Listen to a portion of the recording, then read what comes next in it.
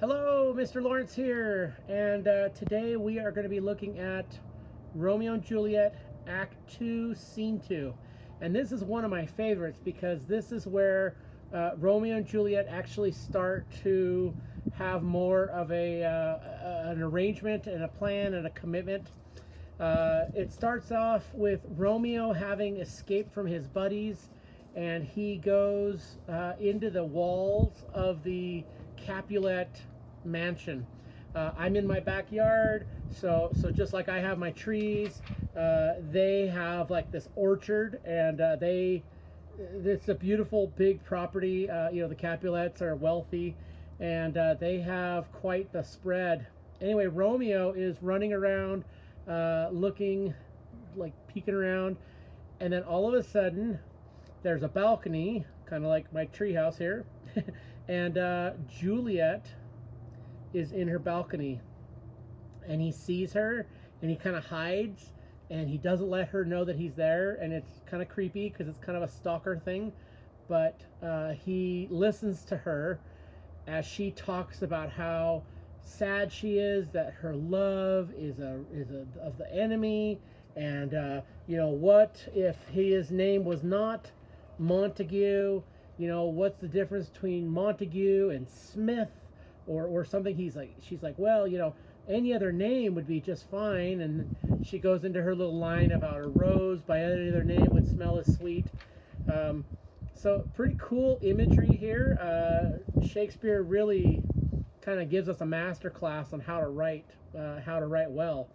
And anyway, Romeo is just sneaking around listening, and she's like, oh, I'd rather die than, not see Romeo and be with Romeo and, whatever. And he's like, oh, well, hey, that's no problem because I'm right here. And he just terrifies her. And anyway, she gets over it and she goes, wait a minute, I know that voice. And she's all excited because there's her Romeo. They had only met earlier that night.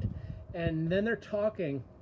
And the talking, like if you read word by word, it only takes like 30 minutes. But in the storyline, it goes all the way from like 2 or something in the morning till almost the morning, the sunrise. And again, Romeo has not slept. He is sleep deprived, and it's really just kind of sad. He's running, what do they say, burning the candle at both ends. He's just not functioning on full strength. But anyway, Romeo and Juliet have this scene where they talk, and they start to make some plans. I could do this as a quiz, but what plans are made? Well, the plan is, in the end, that they will get married. That's right. In one night, they met, wooed, and decided to get married. And I want to propose this idea. From the way I read it, I really feel like Juliet is the one that does the proposal.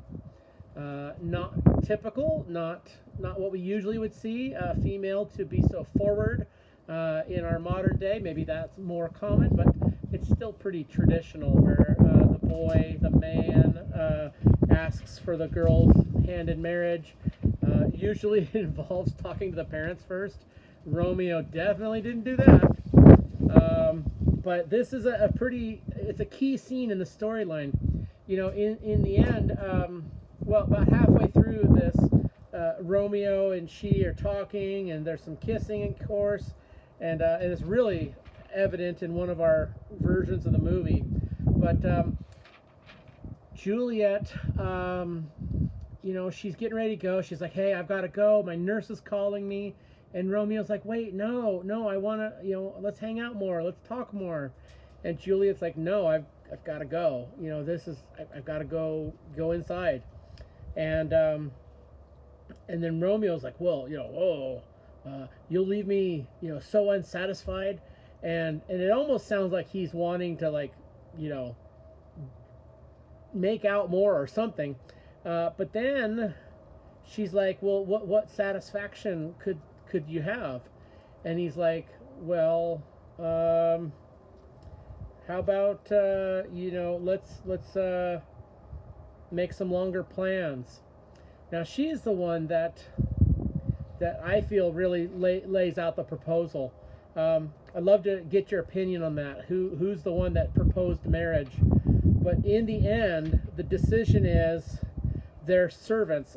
Romeo has a servant. His name is Balthazar. We haven't met him yet. And Juliet has a servant who is the nurse. And those two servants are gonna connect and talk and plan it out and decide how this will all go forward. Romeo will have some plans to make, some arrangements to take care of. But again, this has been only about 24 hours, the whole story so far. This scene has great imagery as far as the similes and metaphors that Shakespeare uses. He talks about pilgrims' hands. We got a little bit of that in scene 1 when they were at the party, but this continues. And let's see, Juliet is a little bit more gifted with her language. Romeo is just a dumb guy in some ways, but they figure some things out. And and Juliet keeps going inside to get the nurse to leave them alone, and then she comes back out. She just can't seem to let go and say goodnight. And it's just kind of funny, she keeps going out to talk to Romeo some more, and then he says, well, I'll just stay here all night. Well, he did. He totally did. He just stayed there. Juliet is concerned about his safety, because remember, the Capulets, they just had this big party. Tybalt was still all mad. So Juliet's worried that Romeo is going to get killed. She's worried that he's going to get caught by the Capulet guards. And that's a real risk. I think it's a death on sight type of thing. But at the party, Lord Capulet would not let Tybalt do it. But I think now he kind of would. Nobody knows that Romeo and Juliet are a thing. Tybalt saw Romeo at the party, but that's it. He doesn't know that Romeo was trying to woo Juliet, or that Juliet was, reciprocating. Some pretty interesting events take place also during this, as far as them making some longer plans. Let's see. Yeah, I think that pretty well does it. At the very, very end of this scene, Romeo, his last line says, "Swell deep upon thine eyes, peace in thy breast. Would I were sleep and peace so sweet to rest. Hence I will to my ghostly friar's close cell, his help to crave, my dear hap to tell." He wants to tell somebody his happy news. He goes to his cell, this person's location. Well, they said it. It's Friar Lawrence. Friar Lawrence is Romeo's confidant. It's his priest, his monk, whatever you want to call it.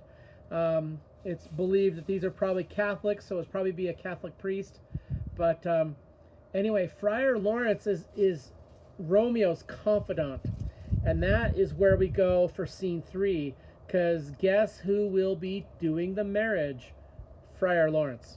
Friar Lawrence is going to conspire with Romeo and Juliet, and it's super important. So we'll talk about that in tomorrow's commentary for scene 3. But I hope you enjoy scene 2. I'm trying to go slower with this play because, well, as I said in yesterday's introductory video, we now know that we'll have more time to do these little lessons, and I don't want you guys overwhelmed. I want to keep it slow. Plus, you're working on your Act 1 study guide, And if we go too fast on Act 2, then guess what? You get an Act 2 study guide. So trying to slow it down for you. Hope you guys are having a great day. The weather is supposed to be changing, so yeah, this is it for outside probably. Have a good one. Bye.